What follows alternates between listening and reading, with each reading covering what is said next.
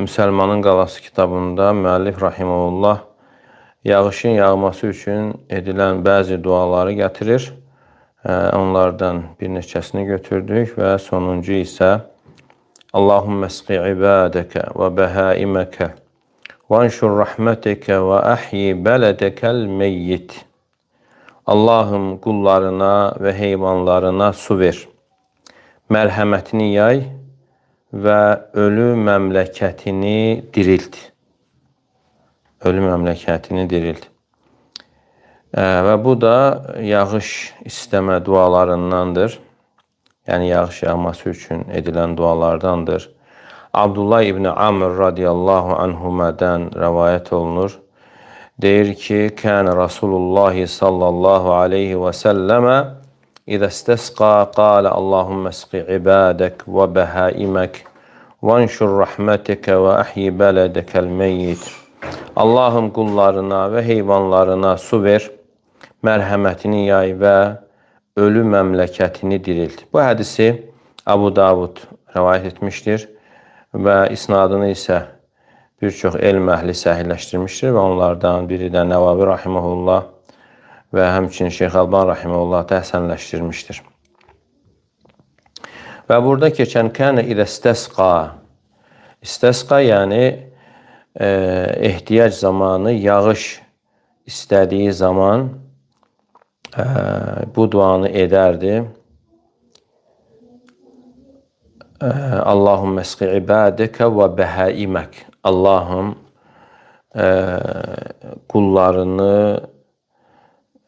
qullarına və heyvanlarına su ver. İsqi ibadəkə minər rical və nisa və abid və imə. Yəni burada qullar deyildiyi zaman kişilər, qadınlar, kölələr, nökərlər, balaca, böyük hamısını əhatə edir. Və həmçinin bu məqam rəhmət tələb etmə, rəhmət istəmə məqamıdır. Çünki qullarına su ver deyildiyi zaman, yəni bunlar sənin qullarındır. Kimə sığınsınlar və onları kimə buraxırsan, onlar sənin əzəmətinə, cəlalına boyun əyənlərdir. Və Allah Teala öz qullarının işini idarə edəndir və onlara istədiklərini verir, onları yedirir, onları içirir və onların hallarını səhmana salır, işlərini səhmana salır, islah edir və onlar deyirlər ki, nəhnu ibadukə ya Rab, ey Rəbb, biz sənin qullarınıq və sənin rəhmətinə möhtacıq və sənə yönəlmişik, bizə su ver, yəni bizə yağış indir. İsqi ibadəkə və bəhaimək. Qullarına və heyvanlarına su ver. Və burada bəhaim deyildiyi zaman bəhimə, bəhaim onun cəmidir. Yəni yer üzərində olan bütün canlıları, dörd ayaqlıların hamısını əhatə edir. Amma örfdə isə yalnız mal-qara nəzərdə tutulur. Amma bu duada isə bütün heyvanlara deyilir. Yəni hər bir diri olana fərq qoyulmadan, çünki bəhim sözünün əsl mənası ağlı olmayan deməkdir. Yəni bu da bütün heyvanlar bura daxildir. Və bu məqama da elə münasib olan da budur, bütün heyvanları nəzərdə tutmaq. Çünki heyvanların hamısının suya ehtiyacı vardır. Çünki bu qullar deyildiyi zaman insanlar və heyvanlar da qarşılığı olaraq hamısını əhatə edir. Bəşər və qeyri-bəşər. Vanşur rəhmətəkə və öz rəhmətini yay. Və elə rəhmət deyildiyi zaman ilk bu rəhmətə daxil olan yağışdır. Allah Teala Şura surəsində buyurur ki, وَهُوَ الَّذِي يُنَزِّلُ الْغَيْثَ مِنْ بَعْدِ مَا قَنَطُوا وَيَنْشُرُ رَحْمَتَهُ. Onlar ümid üzdükdən sonra yağışı endirən və rəhmətini yayan odur. Yəni yağışın yağması rəhmətin təzahürlərindəndir. Allah Teala bununla bəndələrindən istədiyinə rəhm edir.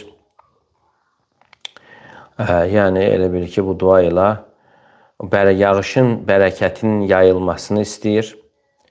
Onun faydalarını, insanlar üçün olan mənfəətini. Unşur rəhmətək, sən öz rəhmətini yay. Yəni yağış istədikdən sonra, su istədikdən sonra rəhmət istənilir. Bəzən insanlara yağış gəlir, amma yağışın gəlməsi onlar üçün rəhmət olmaya bilir. Nəyə görə? Ümumi zərərin hasil olmasına görə və yaxud da onun səbəbi ilə hər hansı bir faydanın hasil olmamasına görə. Və elə bil ki, yağış yağır, yerə heç nə yağmayıb. Bəzən olur ki, yağış yağır, amma yerə baxırsan elə bil ki, yağış yağmayıb. Yəni ona görə bundan öncə də götürdük ki, qayıth yəni bərəkətli yağışa deyil. Amma matar isə, matar da yağışdır, amma bərəkətli olmayan yağışa deyilir. Unşur rəhmətəkə, yəni sən öz rəhmətini yay. İnsan Rəbbindən yağış istədiyi zaman demir ki, Allahım bizə matar nazil et və qays istəyir. Matar yox, qays. Və deyir ki, Allahümmə əğithnə. Allahım bizə qays nazil et və qullarına və heyvanlarına qays nazil et və rəhmətini yay. لأن ذلك إذا انفك عن الرحمة فإنه يكون لغرق وهدم أو لا يكون في نفع. Əgər rəhmət, mərhəmət yağışdan ayrılarsa, yəni yağışla yanaşı rəhmət olmazsa, yəni yağış insanların, mal-qaranın qərq olmasına, binaların uçmasına səbəb ola bilir və yaxud da heç bir fayda olmur. Və əhyi bələdəkəl meyyit və ölü məmləkətini dirilt. Yəni baxın burada duanın ümumiliyinə. Və insanların ehtiyacı olan bir şey üçün yardım istənilir və həmçinin mal-qaranın, heyvanların və eyni zamanda yerin ehtiyacı olduğu bir şey də istənilir. Əhyi bələdəkəl meyyit, yəni ölü məmləkətini dirilt. Və yəni bu yer, torpaq qurumuş olur və şoran olur, heç bir bitki olmur. Necə ki Allah Teala buyurur: "Fəidə ənzəlnə aleyhəl mə'ə təzzət." Və biz yerə su endirdiyimiz zaman, yəni su endirdikdən sonra titrəməyə başlayır, hərəkətə gəlməyə başlayır. Yəni bitkilərlə. Və rabət, rabət rabə şişməkdir. Yəni şişir və artıq yer hərəkətə gəlir. Bitkilərin bitməsinə altından, yəni toxum cücərdiyi zaman yerin şişməsinə səbəb olur. Və sonra yer yarılır və bitkilər ortaya çıxır. Yəni yer öz bərəkətini ortaya çıxardır və hər bir gözəl bitkilər bitməyə başlayır. Və əhyi bələdəkəl meyyit və ölü məmləkətini dirilt. Yəni əkinin bitməsi ilə. Yəni yer quraq olduqdan sonra və ölü olduqdan sonra. Necə ki Allah Teala Rum surəsində buyurur: "Fanzur ilə əthəri rahmetillahi keyfə yuhyil arda ba'də mevtiha." Sən Allahın rəhmətinin təzahürlərinə, əsərlərinə, əlamətlərinə bax, necə yer öldükdən sonra Allah Teala yeri necə dirildir. Və bu duada da Peyğəmbər sallallahu aleyhi və səlləm buyurur ki, "Vanşur rəhmətək." Sən öz rəhmətini yay.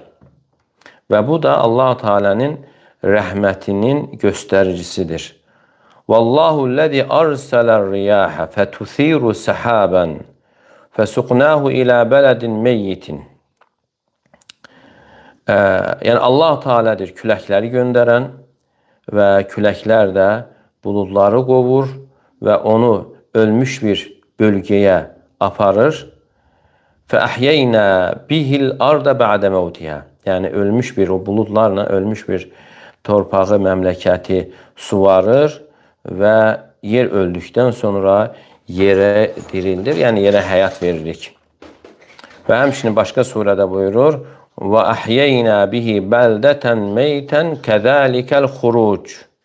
Biz onunla ölü məmləkəti diriltdik, ölü məmləkəti.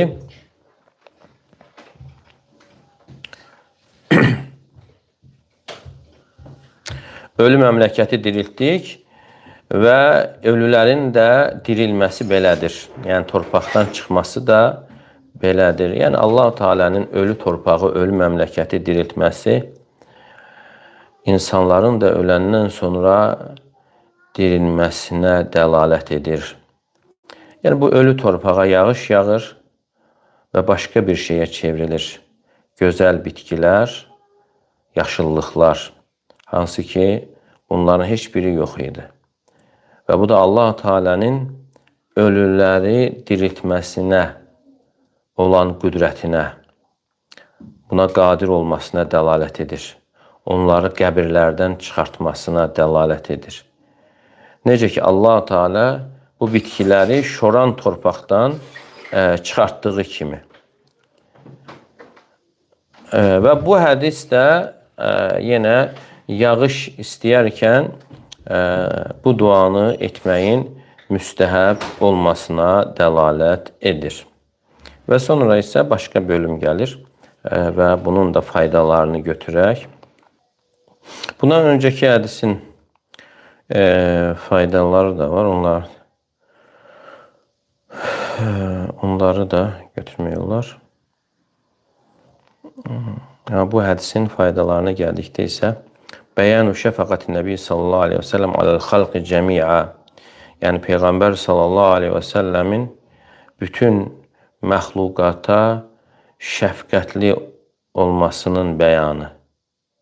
Bütün məxluqat üçün şəfqətli idi. Yəni insanlar üçün də, heyvanlar üçün də, yer üçün də yağış istəyir. Necə ki Allah Teala buyurmuşdur: "Və mə ərsəlnəkə illə rəhmətən lil aləmin." Səni bütün aləmlərə rəhmət olaraq göndərdik. Və həmçinin faydalardan yağışın səmadan endirilməsi Allah Teala'nın rəhmətidir. Yaratdıqlarına olan rəhmətidir. Və həmçinin Allah Teala'nın qüdrətinin kamilliyinə, onun qayyumluğunun tamamlığına dəlalət edən möcüzələrdən, ayətlərdəndir. Necə ki Allah Teala buyurur: "Və min ayatihi en yursiler riyaha mubeşşiratin." Yəni Allah Teala'nın qüdrətinə dəlalət edən ayətlərdəndir ki, Allah Teala küləkləri müjdə verən olaraq göndərir. "Və liyuziqakum min rahmetihi." Və sizə öz rəhmətini daddırmaq üçün. Və həmçinin faydalardan "Əlləzi yuhyil arda ba'de mevtiha qadirun ala ihya'il mevta ba'del bila və ba'thihim lil cəza vəl hisab." Yeri öldükdən sonra dirildən, ölüləri də çürüdükdən sonra diriltməyə qadirdir. Onları haqq hesab üçün qəbirlərindən çıxartmağa qadirdir. Necə ki Allah Teala buyurur: "Fanzur ilə āthāri rahmetillahi keyfe yuhyil arda ba'de mevtiha." Sən bax Allah Teala'nın rəhmətinin əsərlərinə, əlamətinə, göstəricisinə, necə yer öldükdən sonra yeri dirildir. Yəni Allah Teala yeri necə dirildir? "İnnə zəlikə ləmuhyil mevtə." Yəni Allah Teala ölüləri də dirildəcəkdir. "Və huvə alə kulli şeyin qadir." Allah Teala hər şeyə qadirdir.